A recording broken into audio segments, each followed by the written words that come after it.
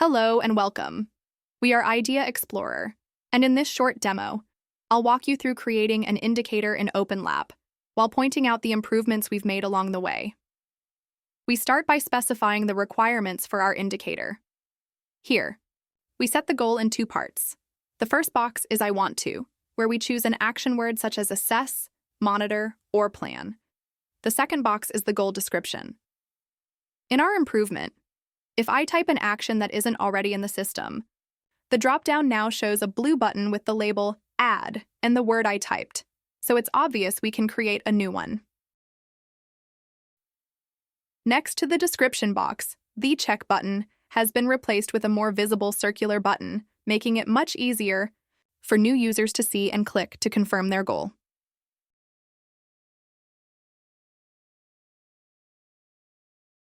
For this demo, I'll create a dataset with two categorical data. This will help us explore the visualization features later, including how the system now warns us when data doesn't meet chart requirements. In the next step, the user is presented with two paths to choose from: select visualization or select data. Let's start with visualization. Here, charts now check if your dataset meets their requirements. For example, a bar chart needs one categorical and one numerical data, as shown here in the chart description. Since my dataset has only two categorical data, clicking the bar chart now triggers a warning. The system displays, "Missing data, please add one numerical column to your dataset." This happens for all charts with unmet requirements, helping users correct missing data before creating charts, avoiding confusion and errors. If I go back to step 1 and change this to numerical,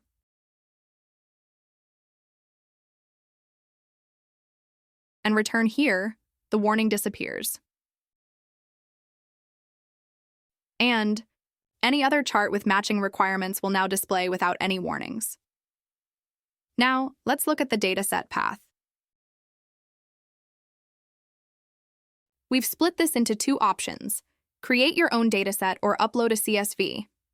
Previously, both the table and the upload button appeared at the same time, which could be confusing because the options weren't clearly separated.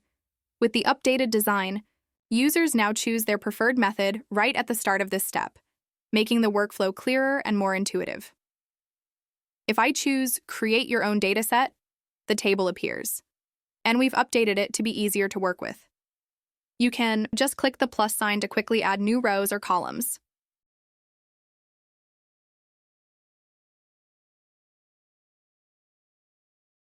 If I choose Upload a CSV, the Upload button appears. We've also added a safeguard. If you try to select a file that is not in CSV format, the Import Data option is disabled, so only valid CSV files can be uploaded, something that was possible to bypass before.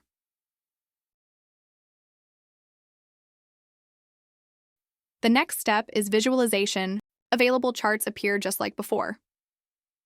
Now, watch what happens if I click on a dot chart. This chart requires one ordinal column and one numerical column. Since our dataset doesn't meet those requirements, when I go to the next step,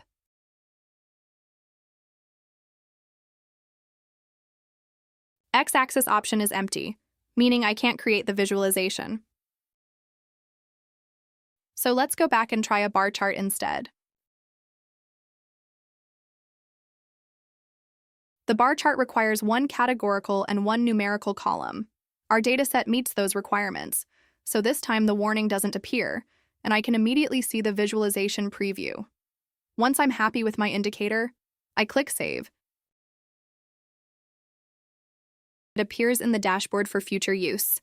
But if I want to start over, I can simply click the Clear All button here and begin the process again from scratch. And that's our demo. You've seen how to create an indicator in OpenLAP, plus the improvements we've made to make the process clearer, simpler, and more user-friendly. We are Idea Explorer. Thank you for watching.